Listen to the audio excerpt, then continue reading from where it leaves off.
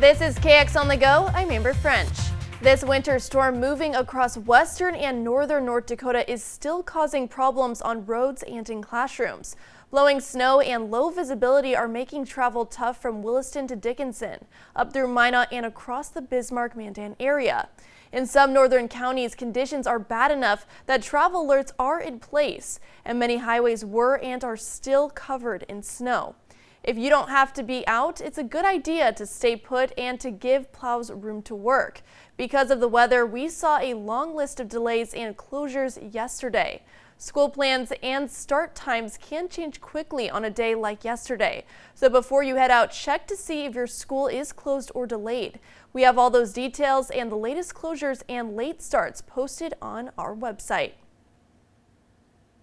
This week, Senator John Hoeven and airport staff met to discuss plans to expand the Bismarck Airport. It's called the Terminal Development Project, a multi-million-dollar project.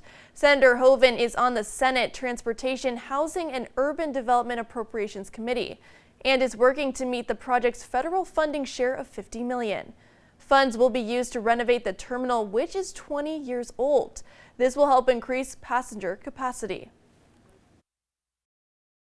Well, with our local legislature. That's why we had a meeting last week, because we knew we had some topics, and the airport was number one mission item for the city of Bismarck. The city is hopeful construction would begin by 2027 and would be complete by 2030. In other news this morning, a Killdeer man is now facing federal charges in what prosecutors call a $220 million cattle investment scam.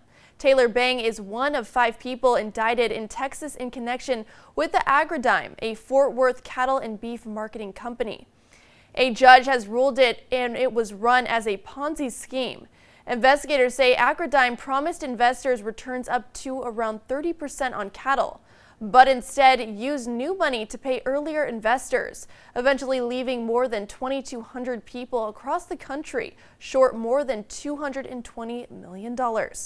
According to court records, many of those investors were in western North Dakota, and roughly $40 million owed here in our state alone.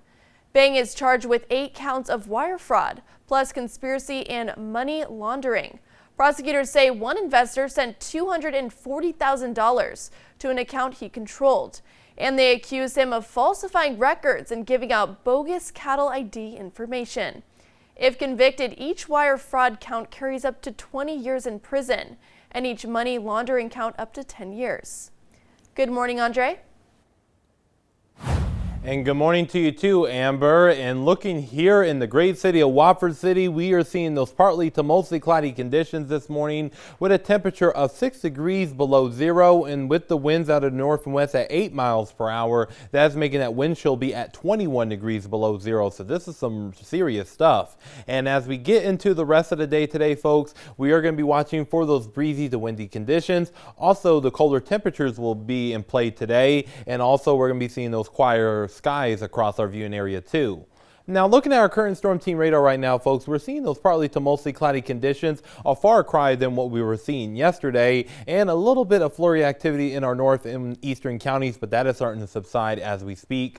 Now, as far as our road conditions right now, our road conditions are still on the icy side this morning in a good deal of our viewing area, so just be careful this morning. And our temperatures right now are mainly in the single digits below zero, and even a teen below zero there, and playing with at 11 degrees below zero. And our winds are coming out of the north and west about 10 to 25 miles per hour, ushering in that cooler air. And over the last 24 hours, we have seen a notable dip in temperatures, about 10 to 30 degrees colder than this time yesterday. And our wind chills brought to you by Absolute Comfort Plumbing and Heating are mainly in the teens, 20s, and 30s below zero. Now, we have our area of high pressure that's going to continue to bring us that northwesterly flow over the next few days, and that's going to keep the cold air around here. Our wind gusts throughout the day today will be around about 20 to 35 miles per hour and then subside as we head into the evening and overnight hours. Our highs for today will mainly climb climb up into the single digits and the teens, so it is going to be a rather cool day today. Once we get into tonight, temperatures will drop on down into the single digits and single digits below zero, and even a teen below zero there in Crosby at 11 degrees below zero. And here in Williston, we will continue to see those temperatures in around the single digits and teens through our Sunday here. But once we get in our early to mid portions of next week, we'll see temperatures in the mid to upper 30s. So we're going to be seeing a rebound in temperatures coming up pretty soon.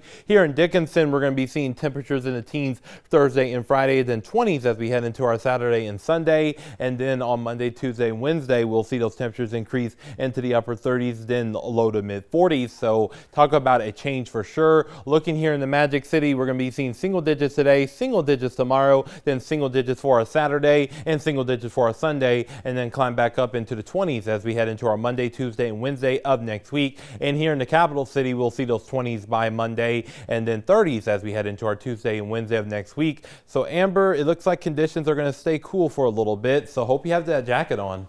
Definitely will, and make sure to have that jacket if you go outside. For everyone here, this was KX on the Go. I'm Amber French.